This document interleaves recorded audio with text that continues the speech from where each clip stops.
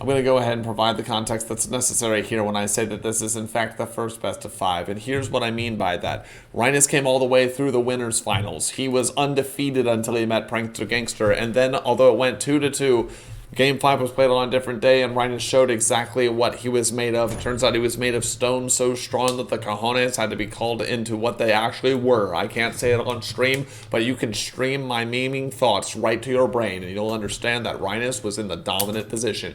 Meanwhile, Rerks had a bit of an unusual path going through the tournament. After losing a series 2-1 to Prankster Gangster, which is of course not a problem whatsoever, he managed to go all the way down here, back into the losers bracket. After then defeating his first round opponent and winning against Lava, he erased all concerns that Rerks had managed to get to the losers finals just because he happened to have Lava lag out or have unplayable internet connections. No, he then took a series 3-1, took his full revenge over Prankster Gangster. Was Prankster Gangster demoralized? Rerks didn't care. He took the 2-1 and showed, yeah, in this best of 5 format, I can do work that you're not expecting. And so now here we go. Rynus is up 1 best of 5. Rerks has to win 2 best of 5s in order to get this, and we can already suspect what we're going to get out of Rynus in the bottom left-hand corner. We're probably going to be looking into a mech style, but in the upper right-hand side with Rerks, will he be going for mech or will he be going for beast? Both of these are options that present him, but the gold says that it's going to be beast. This is a 1-den. It's not proxy. Now, it remains to be seen if this is going to be an in-base 2-den. This is the setup that he used against Prankster Gangster on Silent Fjord as well, and it didn't turn out too well for Prankster Gangster because Prankster Gangster was trying to go for a proxy 1-den. It was shut down in its entirety, but Rynus, there is no fear that he's going to go for that. Look again, excellent placement over here from Rynus. He's got the workshop now. And Rynus is no stranger to being cheesed. He's no stranger to aggression either, for he has faced on every kind of cheese. He's taken down 1 Rerks, dedicated 2 Rerkses, even some proxies that were placed up against him. All of them turned aside, some with ease, others without, but seemingly he is impervious to cheese. Is that the power of mech? No, it's the power of Rynus, and Rerks knows that. This is going to be a 1-den expand. He might even be able to get away in the future of this series with something like a castle first into 2-den, but that possibility isn't on the table right now. We'll discuss that before Game 2 starts. What we can discuss right now is look at this. This is going to be an expansion over here from Rerks, and this is going to be a straight-up played game by both of them, and a lot has to be proven on this game 1, this best of 5. Rerks wants to start off on a strong foot. Rerks wants to be the person who wins this game 1 and demonstrates that he is a powerful player. And look, Rynus not going for any of the shenanigans that he went for in the previous game. No, in the previous game he was building mills off of 1 base and doing that to go into a castle. He did some of that against Prankster Gangster, but that isn't what's being experienced here, and it's not the reverse either. This is just a plan to macro out from both players. And actually, Rynus has laid the groundwork to make sure that castle first into 2-den isn't immediately on Rerks' mind. Rerks not only hasn't played against Rynus in the tournament in this capacity thus far, they've both crisscrossed and dodged each other the entire way, but also Rynus has cheesed in games that have been cast live, and that's something that Rerks knows is entirely possible. But right now, this actually looks to be a pretty even circumstance for both players. There is no cheese for Rynus to defend, so he'll be grateful for that, and he'll be grateful to see beast units. This isn't a mech v mech matchup, where perhaps a little bit of his experience will not shine through as much, but Rerks is more than capable of playing mech, as we saw in that game against Prankster Gangster. He even took the weak side of the mech versus beast matchup, and now the tickling of this house continues. There's no danger of this house actually going down, but there is danger of this wolf going away. An excellent micro and awareness over here on the part of Rerks. Make sure that it goes away. Castle is nearly up now for Rynus, and it looks like this house is going under a little more pressure than Rynus would have liked, but was there any doubt that it was ever going to be saved? I mean, look, 2 Gatling guns, 2 to 3 workers pulled over, a worker already repairing. There's not much to talk about with regards to that, and the Wolves got away. Were there any losses? In fact, no. This is the high level of excellence that we expect for the finals of the February Cup. Rynus showing why he is impervious to even builds that other people might find interesting or classy or economical, and there we go. This has been the structure that has been taking place of Rynus' play throughout the tournament. It may even just be his overall new style. Make a 1 workshop, use the fact that it's a repairable Gatling gun. Don't lose the Gatling gun. Don't do any ill-advised or ill-timed or silly, wonky-timed move-outs. No, get the gyrocrafts and then merge the two together. That's right, have gyros in the mills, and it looks like there's going to be a bit of a flank attempt over here, but it's for nothing. One worker... Yes, both of these wolves are knocked down to 75% health, and two of the weakened wolves get targeted down. Excellent targeting over there and awareness by Rynus. He uses the range of the Gatling guns and their comparative speed, even though lower than that of the wolf, is more than enough to get back to threatening safety. And there is the repair right now. All the damage, those two wolves' lives, their carcasses are actually being strewn over the Gatling gun, but it's not doing anything, nothing whatsoever. And this is the build we've come to expect from Rynus throughout the tournament. Get a mill, gyrocrafts, because I'm up against the beast player. Make sure that they have snakes. Make sure that they're doing something, active to defend against this. And what is the activity that's being used to defend against this? Why, it's going to be a fast third base. And in fact, this castle is a 1-den, 3-base build now from Rerks, and he's hoping to win by overwhelming greed. But the problem is that this timing of greed is also a timing window, the likes of which he can scarcely afford. These 4 Gatling guns are extremely scary when you consider there are only 4 wolves. 4 Gatling guns more than the match for 4 wolves. But this is the cheese, something that we saw in Visixfan versus Norm. We're now seeing in a different light, in a different matchup.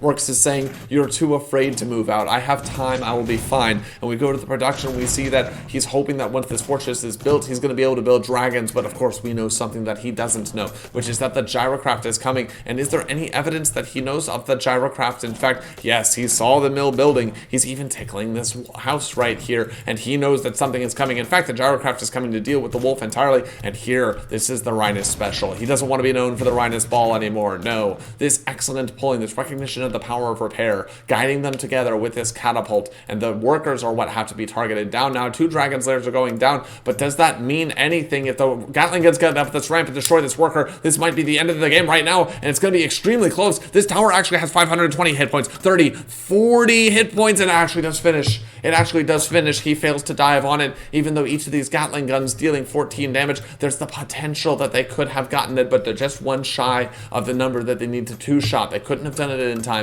And so while I could have gotten the work, the tower would have completed. And here we go. This is something that we saw Prankster Gangster attempt against Rerks in our previous matchup.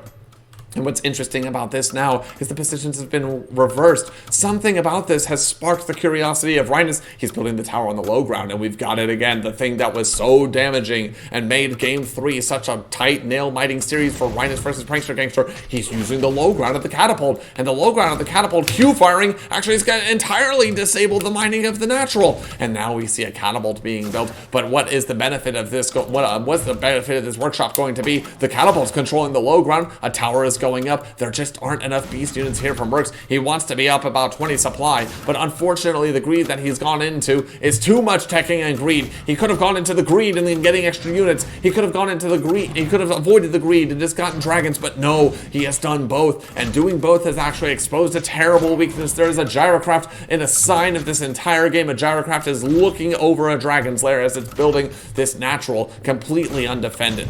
Undefendable, you might even say. A tower desperately trying to go up, but there is a low ground catapult. Now it's on the high ground, and a tower is being built to augment this existing tower. The natural has all been sacrificed, and this workshop cannot finish. It cannot continue. And what is the defense in the main? Is there even a tower in the main? The tower in the main's only had 400 hit points, and that means that all of these workers pulling back are so exposed to the Gatling guns. We may be seeing, in fact, a GG come up shortly, but no, the first dragon will, in fact, come out, and this might breathe a bit of life into Rerks' build. This is what he's been banking on, building on, hoping for the entire time, that he's going to go ahead, he's going to have towers and dragons, he's going to defend, he's going to be fine. Does Rynus even know that there's a third base to worry about? We check. No, he doesn't know at all. He thinks that this is absolutely everything. One of the gyrocrafts is almost certainly going to go down.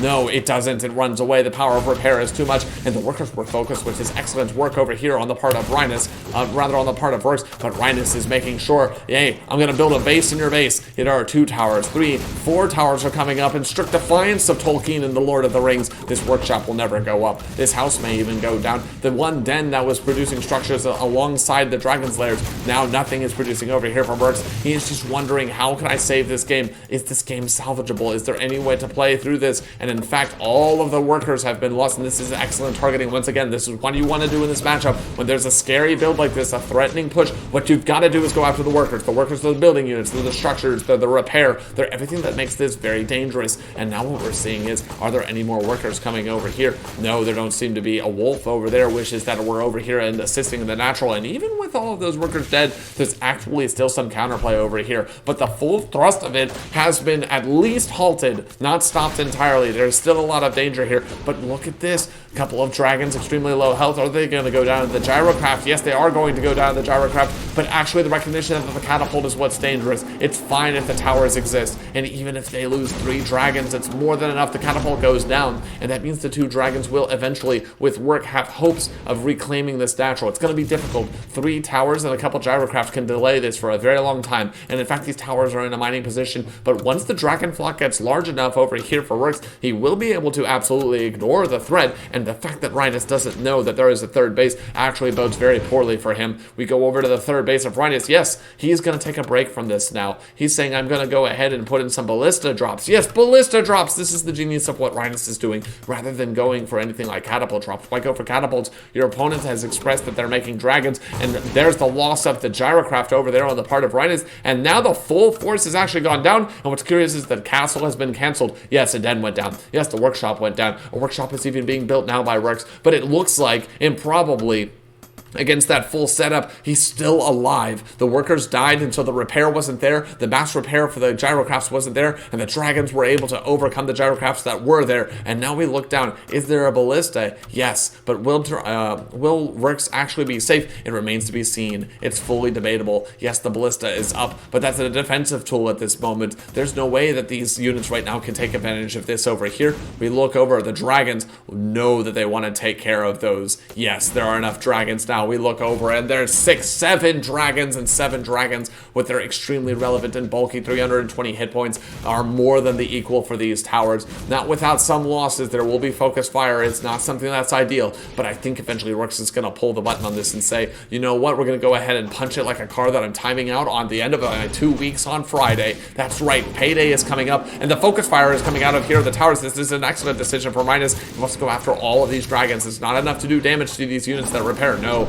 it's only enough that they get ahead and get the damage done, but the flying units are running away. And now, does Rynus think that he's in a good spot? Is this dragon even going to get away? Yes, it manages to, and there's a catapult now, and these dragons are still assisting. There's not much danger of them dying anymore. The natural will be reclaimed, improbably, despite being down 20 supply against the full fearsomeness of the mech push. It looks like Rerks has somehow managed to not only hold off the push, but he's in fact managed to reclaim his natural, and the third base was never exposed, never discovered, and that's actually the lifeline that has kept him in this game. We look over here at the economy. Yes, Rerks lost 800 more gold, and yes, he's 700 to 800 to 900 gold down in terms of the total that he's mined, and his rate of gold income isn't even as high. He's still down in supply, still a dire circumstance, but now with all of these units down, we look at the workers, and there's not even a comparable number of workers, but it's possible, and that's what matters to Rerks. He is still in this game. It's very unlikely. He's clinging to a tether of hope, and the tether of hope actually might become a stranglehold around his neck if he's not careful. There are catapults and Gatling guns with caltrops and towers. The counter push potential over here from Rerks is non-existent. 35 supply up. Rynus is saying, I'm just going to defend. Look at the structure placement. Tower, house, castle, catapults on the high ground. The castle built so that it makes into a wall. We look over in the main. Tower, natural, tower, third base, tower. And so Rerks' only option is that he can't cheese. The dragons aren't going to be able to do what they wanted to do to attack to win. No, it looks like what they're going to have to do now is go over and realize that there's nothing in fact to do. And these double ballista with double worker actually represents a huge threat to the dragons. It's worth mentioning. Yes, 57 supply for Rerks, but look at the army composition. 4 dragons and 2 catapults literally represent all of his hopes and dreams. And these catapults don't care at all. They're walking across the entire low ground. What is Rerks doing? Is he hoping to reposition into a better spot? Yes, that seems to be it. These are not suicidal catapults. They have no desire to go down and continue down the entirety of Silent Fjord and finding out that they're going to die in the frozen abandon of this multi-tiered, multi-structured location. The dragons go over there and they're going to say, I don't care about the tower whatsoever. There's no ballista here. We're going to get some extra free damage going in. There is a gyrocraft, and with mass repair, it's going to be shoved away. But the real problem is this ballista right over here.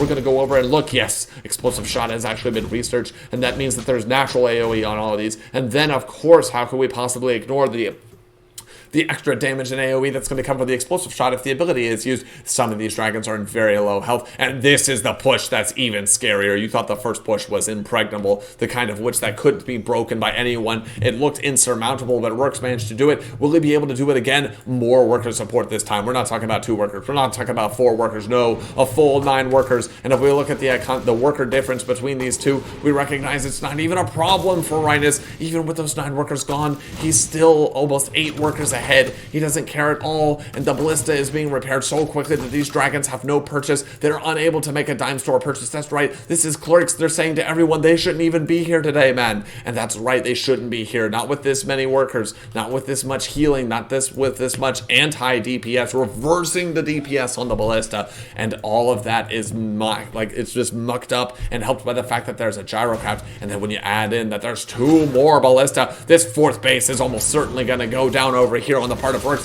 How can he possibly contest this? Towers can be built. There's a catapult that's willing to be dropped. As soon as the airship drops, there's going to be some more units. There's a 4th catapult that's been added, and the catapult on the low ground is excellent and doing a bit more damage than perhaps anyone ever fired for. But there's 1 dragon down, 2 dragons in critical health. They know if they show up, they're going to go down as well. This 4th base must go down over here for Rerks. He has to sacrifice it. Yes, it's painful. Yes, it's 50 supply down. But even though it looks like that lifeline is now becoming a noose and a stranglehold around his neck, he still has to give it up.